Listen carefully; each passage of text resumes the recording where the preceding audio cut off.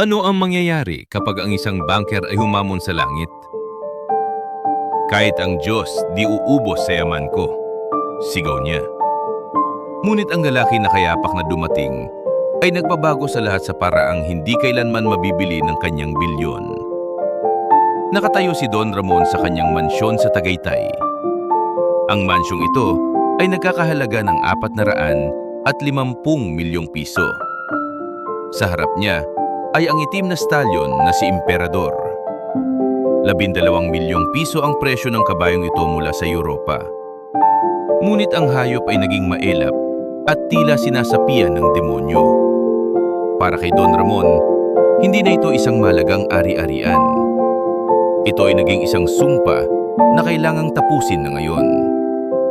Hawak niya ang kanyang shotgun ng may mahigpit na kapit. Handa na siyang bumaril para sa kanyang sariling katahimikan. Nais niyang burahin ang huling alaala ng kanyang malaking kabiguan. Ngunit biglang huminto ang ihip ng hangin sa buong paligid. Isang anino ang dumaan sa malayo, ngunit walang tao roon. Nanlamig ang kanyang mga kamay habang nakatitig sa kabayo. Bakit tila may nakatingin sa kanya mula sa mga puno? Sa gitna ng galit, nakaramdam siya ng kakaibang kaba. Ang shotgun ay tila bumigat sa kanyang mga pagod na kamay. Isang lihim na presensya ang nagsisimulang bumalot sa mansyon. Kaya ba ng pera na burahin ang lahat ng iyong sakit? 3 taon na ang nakalilipas. Ang malaking mansyong ito ay hindi ganito katahimik noon. Puno ang bawat sulok ng masayang tawanan ng isang bata. Si Miggy ang nag-iisang anak ni Don Ramon. Siya ang kaisa-isang buhay sa napakalawak na lupain na ito. Sa murang edad na 10, meron siyang kakaibang talento. Si Emperador ay hindi pa maelap at nabagsik noon. Sa katunayan, si Miggy lamang ang tanging nakakaamo sa kanya. Hindi gumagamit si Miggy ng latigo o kahit anong dahas. Gumagamit siya ng isang espesyal na sipol at pag-aalaga. Puno ng pasensya ang bawat haplos niya sa itim na stalyon. Isang mahina at malambing na tunog ang lumalabas sa kanyang labi. Kapag narinig ito ni Emperador, agad itong yumuyukod sa bata. Magiging kampiyon tayo sa Manila Gold Cup, Emperador, sabi ni Miggy. Pangarap ng bata na manalo sa pinakamalaking karera sa bansa. Tuwing hapon, pinapanood ni Don Ramon ang kanyang kaisa-isang anak. Nakaupo siya sa balkonahe habang umiinom ng mamahaling wine. Kampante siya na ang kanyang bilyon-bilyong piso ang mabibigay ng lahat. Naniniwala siya na ang pera ang susi sa magandang kinabukasan. Bibilhin ko ang buong mundo para sa iyong tagumpay, anak. Ito ang palaging sambit ni Ramon habang nakatingin sa bata.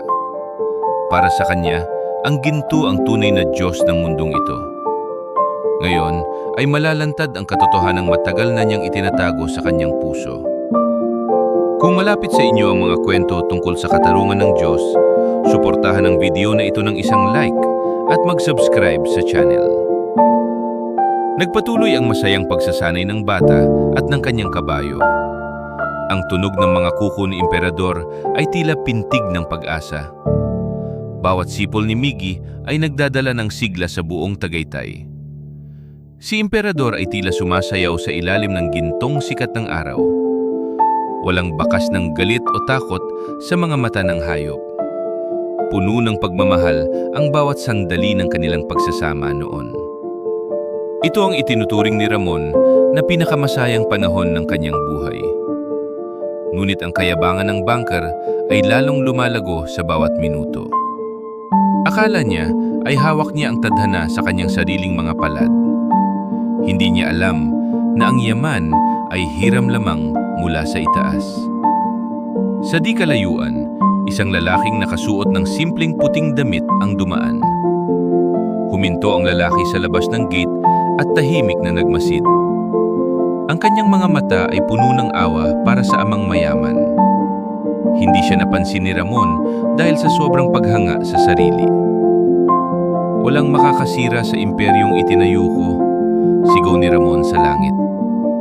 Tumingala siya nang may mapanghamong tingin sa mga ulap. Ang estrangherong lalaki ay dahan-dahang nagpatuloy sa kanyang paglalakad. Dala niya ang isang katotohanan na hindi kayang bayaran ng bilyon. Ngunit ang banker ay bulag pa sa tunay na kayamanan ng espiritu. Ang bawat tawa ni Miggy ay tila isang paalala ng biyaya ng Diyos. Ngunit para kay Ramon, ito ay resulta lamang ng kanyang sariling galing. Dito nagsimula ang pagbuo ng pader sa pagitan niya at ng langit. Sa gitna ng sikat ng araw, isang anino ang dumaan sa damuhan. Sino ang lalaking ito na tila nakikita ang lihim ng puso ko? Noong Nobyembre 14, taong 2024, nagbago ang lahat ng bagay sa isang iglap lamang. Nasa isang luxury yacht sila sa Batangas ng araw na iyon. Ipinagdiriwang ni Don Ramon ang kanyang malaking tagumpay sa negosyo. Ang dagat ay tila salamin sa sobrang kintab at ganda nito. Ngunit ang langit ay biglang nagdilim ng napakabilis. Isang dambuhalang bagyo ang sumorpresa sa kanilang lahat doon. Ang mga alon ay naging kasing taas ng mga malalaking gusali. "Miggy, kumapit ka lang sa akin ng mahigpit," sigaw ni Ramon. Ngunit ang kalikasan ay walang pinipiling yaman o kapangyarihan. Isang malakas na hampas ng tubig ang tumama sa yate. Sa isang kisap mata, nawala ang bata sa gitna ng dagat. "Anak ko! Nasaan ang anak ko?" Pagtangis ng amang banker. Hinanap nila si Miggy sa loob ng maraming mahabang araw. Gumastos si Ramon ng bilyong piso para sa mga rescue team. Ngunit ang karagatan ay hindi nagbigay ng anumang sagot. Ang tanging naiwan ay ang katahimikan ng malalim na tubig. Mula noon, nagbago ang kulay ng mundo para kay Ramon. Ang kanyang puso ay naging kasing tigas ng bato sa Tagaytay. At sa mansyon, may isa pang nilalang na nagbago rin. Si Emperador ay hindi na ang maamong kabayo ni Miggy. Nagsimula siyang magwala sa loob ng kanyang gintong kulungan. Sinisira niya ang bawat pader na gawa sa matibay na kahoy. Ang kanyang mga mata ay puno ng galit at takot. Ayaw na niyang kumain kahit ang pinakamahal na damo. Sinusungay niya ang bawat groom na lalapit sa kanya. Para siyang naging isang halimaw na puno ng matinding puot. Tuwing maririnig ni Ramon ang pagwawala ng kabayo, naggangalit siya. "Bakit ka pa nandito kung wala na ang anak ko?" Isinusumbat ni Ramon sa hayop ang sakit ng kanyang pagkawala. Ang bawat sipa ni Emperador ay tila sampal sa kanyang muka. Paalala ito ng batang hindi na muling babalik sa kanila. Ang agos ng luha ng ama ay napalitan ng galit. Itinuring niyang kaaway ang nilalang na minahal ng kanyang anak. Ang puot ay lumamon sa bawat alaala ng kanilang saya. Ang mansyon ay naging isang kulungan ng dalawang nagdurusa.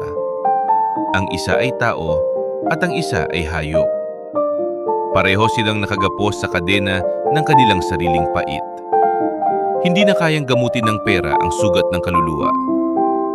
Nakatayo si Ramon sa tapat ng bintana habang malakas ang ulan. Tinitingnan niya ang sugatang kabayo sa malayo. "Papatayin kita dahil ikaw ang dahilan ng aking dusa." Ang kanyang boses ay malamig pa sa hanging amihan. Wala ng awa na natitira sa kanyang matandang puso. Ang bawat hininga niya ay puno ng pagnanais na maghiganti. Ngunit ang tunay na kaaway ay hindi ang itim na stalyon. Ito ay ang kawalan ng pagtanggap sa plano ng langit. Ang yaman ay naging isang pasanin sa kanyang pagod na balikat. "Nasaan ang Diyos nang kinuha ang aking kaisa-isang anak?" Ito ang tanong na paulit-ulit na sumisigaw sa kanyang isip. Ang katahimikan ng gabi ay binasag ng malakas na ungal. Isang sigaw ng pangungulila na walang nakakaintindi. Dito nagsimula ang madilim na kabanata ng kanilang buhay. Ang dating pag-ibig ay naging isang malalim na sugat. Walang sinuman ang makapagpatahimik sa galit ng bangker. Lahat ay natatakot sa kanyang kapangyarihan at puot. Ngunit may isang bagay na hindi niya kayang pigilan. Ang katotohanan na ang bawat isa ay kay katapusan. At ang katapusan ng kanyang pasensya ay dumating na rin. Handa na ang hatol para sa hayop na walang malay.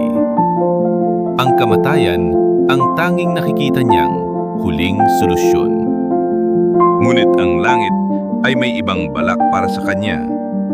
Isang simpleng tao ang nagmamasid sa kanila mula sa labas.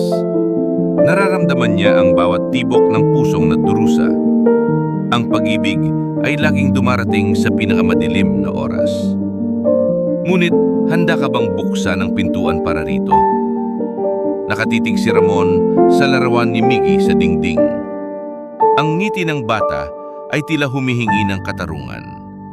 Ngunit katarungan ba pumatay ng isa pang buhay? Ito ang simula ng pagguho ng kanyang sariling mundo. Ang halimaw ay hindi nasa labas, kundi nasa loob niya. Sino ang tunay na bilanggo sa loob ng gintong koral? Ang sagot ay nakatago sa gitna ng nagangalit na puso. Nawala ang lahat ng kinang ng kanyang bilyong piso. Tanging ang ingay ng galit ang pumupuno sa hangin. Handa ka na bang marinig ang tunay na sigaw ng puso? Hindi tumigil si Don Ramon sa paggamit ng kanyang yaman. Nagbayad siya ng 2,500,000 piso. Kumuha siya ng mga batikang horse trainers mula sa Amerika. Nagpatawag din siya ng mga eksperto mula sa Australia.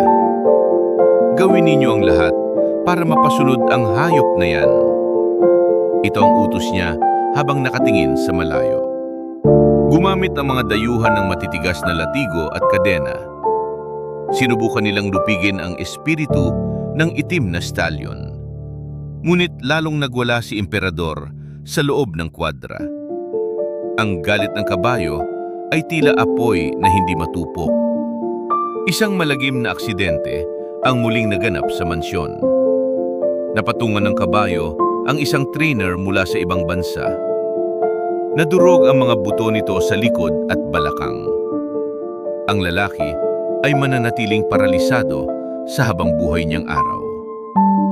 Dahil dito, ang takot ay napalitan ng matinding poot.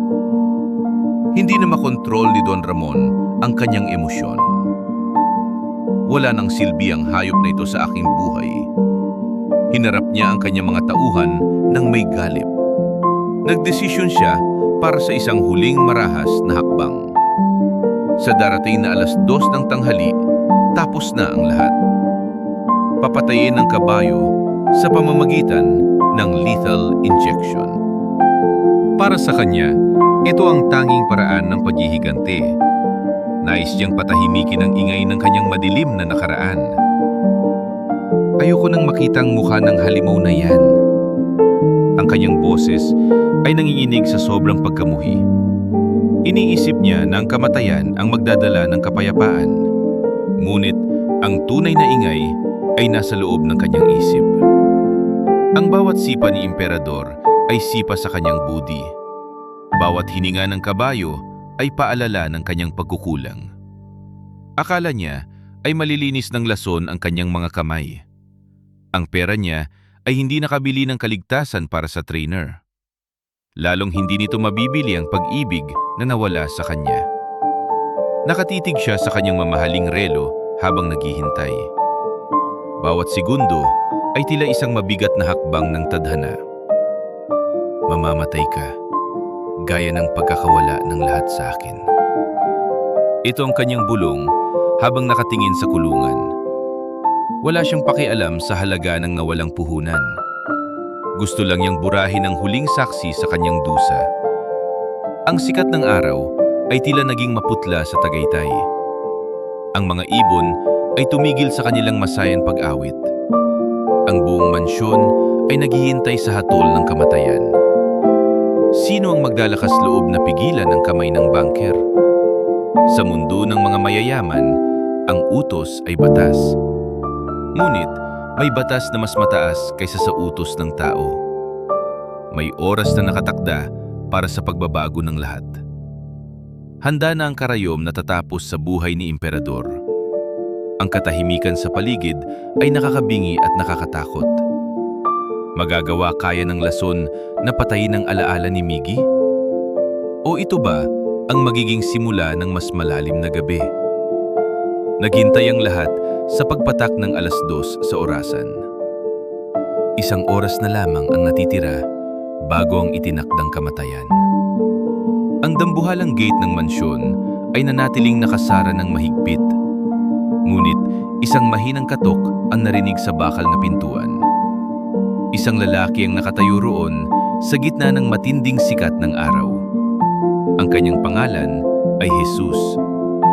Wala siyang dalang anumang gamot para sa nagwawalang hayop. Wala rin siyang dalang tali, latigo o kahit anong kagamitan. Nakasuot lamang siya ng simpleng puting t-shirt at lumang maong.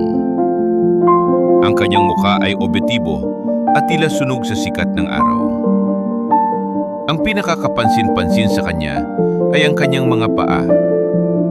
Siya ay nakayapak lamang sa mainit na semento ng kalsada.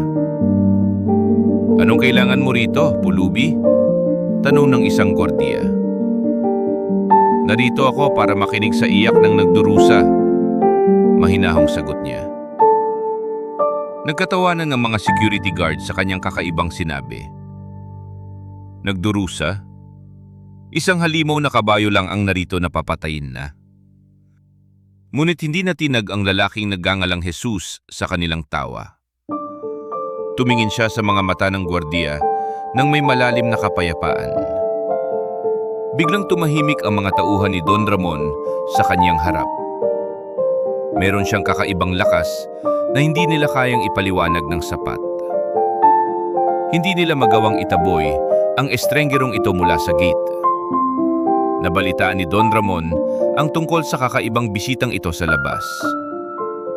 Sa sobrang pagod at kawalan ng pag-asa, lumabas ang bunker. "Sino ka para pumasok sa aking pribadong ari-arian nang walang paalam?" Hinarap ni Ramon ang lalaki sa tapat mismo ng kuwadra ni Emperador. Tinitigan ni Jesus ang bunker nang may malalim na awa sa kanyang mga mata. "Hindi ako narito para sa iyong pera, Ramon," sabi ni Jesus. "Narito ako dahil narinig ko ang iyong sariling pagtangis sa gabi." Natawa ng mapait ang bunker sa narinig na mga salita ng estrenggero. "Wala akong kailangan mula sa isang taong tulad mo na walang sapatos." Ngunit may kung anong puwersa na nagtulak sa kanya na magbukas. Pinatuloy ni Ramon ang lalaki sa loob ng kanyang malawak na lupain. Gusto niyang makita kung anong magagawa ng taong ito sa hayop. Lahat ng batikang eksperto ay sumuko na sa bangis ni Emperador. Ano ang laban ng isang lalaking walang dala, kundi ang kanyang presensya? Naglalakad si Jesus patungo sa kulungan ng naggangalit na itim na stalyon. Ang bawat hakbang niya ay puro ng katiyakan, bait at habag. Ang mga tauhan ay nagmamasid mula sa malayo nang may malaking pagdududa. "Ito na ang huling pagkakataon," bulong ni Don Ramon sa kanyang sarili. Ngunit ang kanyang puso ay nagsisimulang tumibok ng mabilis at kakaiba. Sino ba talaga ang taong ito na hindi natatakot sa galit ng halimaw? Ang hangin sa Tagaytay ay tila naging banayad ang ihip sa paligid. Ang amoy ng damo ay naging mas presko sa bawat sandali. Tumingala si Jesus sa langit at dahan-dahang huminga ng malalim. Ang kanyang presensya ay tila nagpapabago sa bigat ng buong mansyon. Hindi siya nagsasalita ng malakas o nagpapakita ng anumang takot. Tahimik lamang siyang nakatayo sa harap ng galit na hayop. Ang mga mata ni Emperador ay nakatitig sa lalaking puti ang suot. Tumigil ang pagwawala ng kabayo sa loob ng isang maikling sandali. Isang milagro na ba itong nagsisimulang mangyari sa harap ng lahat? O ito ba ay simula lamang ng isang mas malaking paghaharap sa loob? Naghihintay ang buong mundo sa susunod na hakbang ng estrangherong ito. Hinarap ni Don Ramon si Jesus sa gitna ng malawak na hardin. Ang sikat ng araw ay tumatama sa kanyang mamahaling suot. Tinitigan niya ang lalaking nakayapak mula ulo hanggang paa. "Sino ka para pumasok sa aking kaharian?" tanong ni Ramon. Ang kanyang boses ay puno ng awtoridad at pangungutya. Itinaas ni Ramon ang kanyang kaliwang kamay ng mayabang. Ipinakita niya ang kanyang Rolex na gawa sa purong ginto. Ang relong ito ay nagkakahalaga ng 5 milyong piso. Itinuro niya ang malawak na lupain sa paligid ng mansyon. "Lahat ng bundok na nakikita mo ay pag-aari ko. Ang bawat damo at puno ay sumusunod sa aking utos. Meron akong bilyon-bilyong piso sa iba't ibang bangko sa mundo. Kayang bilhin ng pera ko ang kahit na sinong tao. Kahit ang tadhana ay yumuyukod sa aking kapangyarihan." Ngunit lumingon siya sa direksyon ng kulungan ni Emperador. Ang kanyang mukha ay biglang nagbago at naging mapait. "Pero ang itim na stalyon na yan ay hindi ko mapasunod. Ginamit ko na ang pinakamahal na trainers mula sa ibang bansa.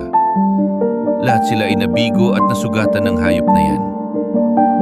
Sinisira niya ang aking pangalan at ang aking dangal."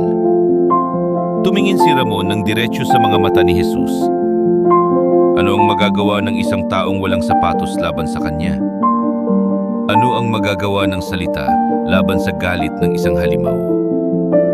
Wala kang ginto, wala kang armas, wala kang kapangyarihan. Biglang sumigaw si Don Ramon ng napakalakas sa harap ng lahat. Ang kanyang boses ay umalingaw sa buong paligid ng Tagaytay. "Kahit ang Diyos di uubos sa yaman ko. Kaya kong bilhin ang buong mundo kung aking nanaisin. Hindi ko kailangan ng tulong mula sa sinumang sugo. Ang pera ko ang aking Diyos at ang aking tanging lakas." Lahat ng mga tauhan ay napayuko sa takot sa kanyang sigaw. Ang langit ay tila tumigil sa paghinga sa tindi ng kanyang yabang. Ngunit si Jesus ay nanatiling kalmado at hindi natakot. Isang banayad at matamis na ngiti ang sumilay sa kanyang labi. Ang kanyang mga mata ay hindi nagpapakita ng anumang galit. Tanging wagas na pagmamahal at awa ang makikita rito. "Ramon, ang yaman mo ay naging isang napakataas na pader." Mahinahon ang kanyang boses, ngunit tumatagos sa kaluluwa. "Isang pader na humaharang sa iyong sariling paningin. Akala mo ay nakikita mo ang lahat dahil sa iyong pera. Ngunit sa katotohanan, ikaw ay bulag sa tunay na nangyayari." Dahan-dahang lumapit si Jesus sa direksyon ni Ramon. Ang hayop na yan ay hindi nagdadala ng galit sa puso niya. Hindi siya halimaw na nais manakit ng kapwa niya. Ang dala niya ay isang napakalalim na pangungulila.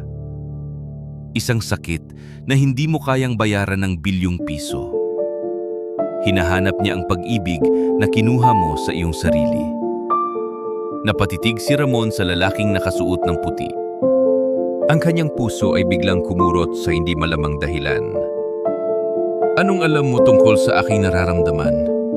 talong ni Ramon. Ang kanyang boses ay hindi na kasing lakas ng kanina. "Alam ko ang bawat luha na itinago mo sa dilim," sagot ni Jesus.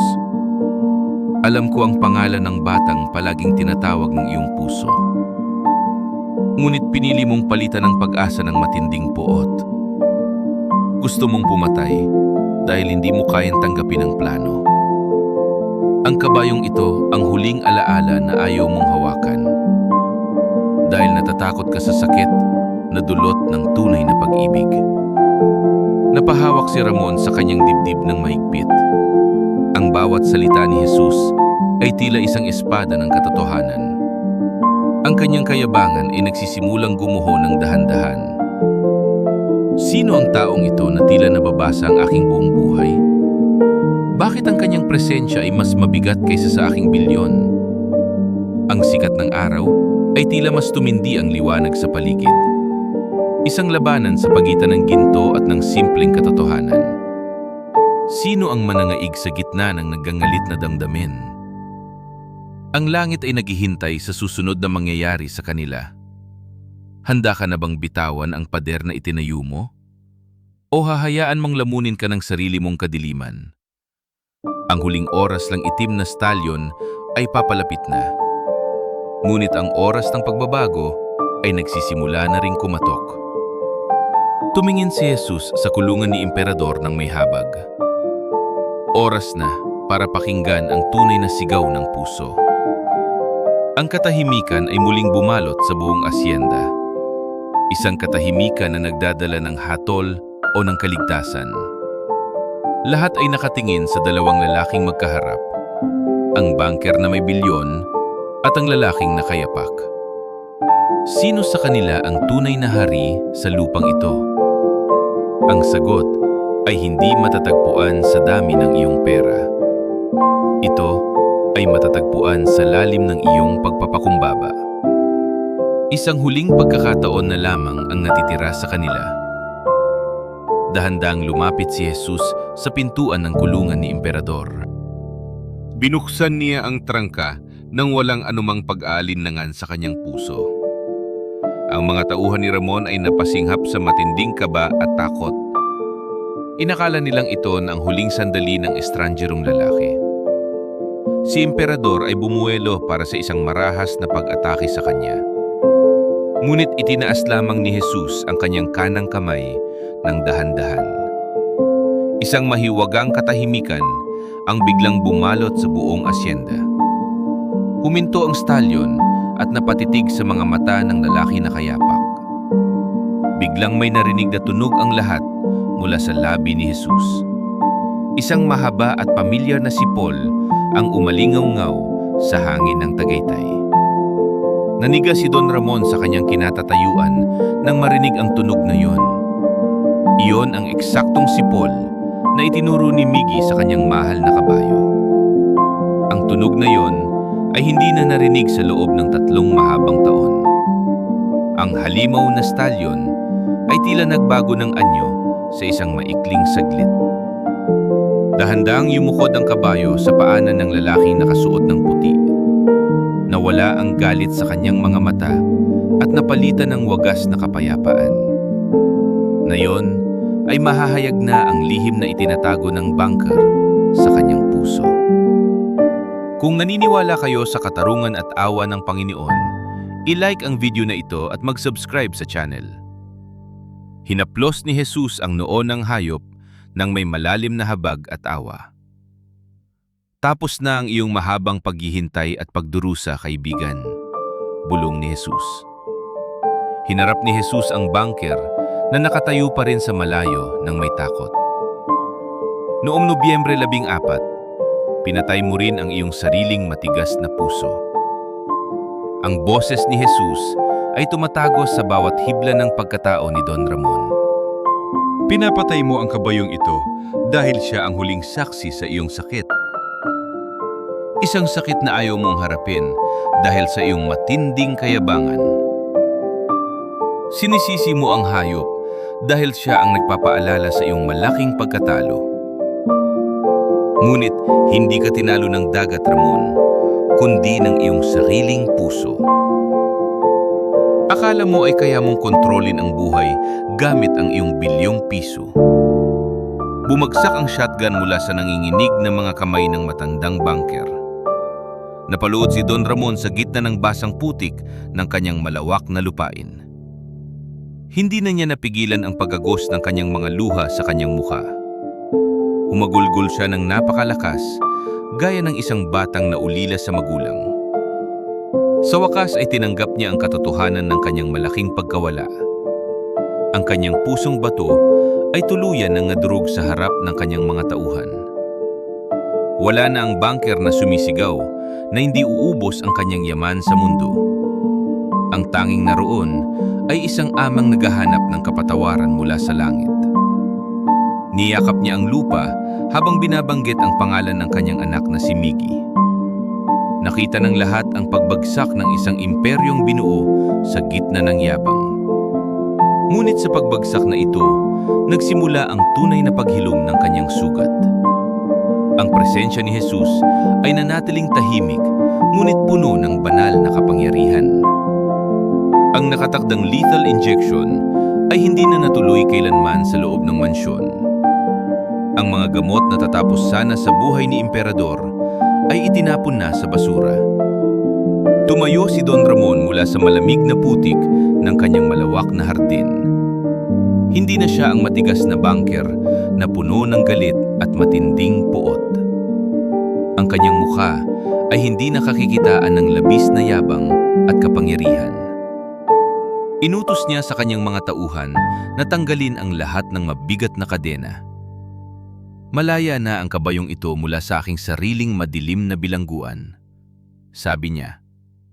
Ang kanyang boses ay nanginginig, ngunit puno ng bagong pag-asa at kapayapaan.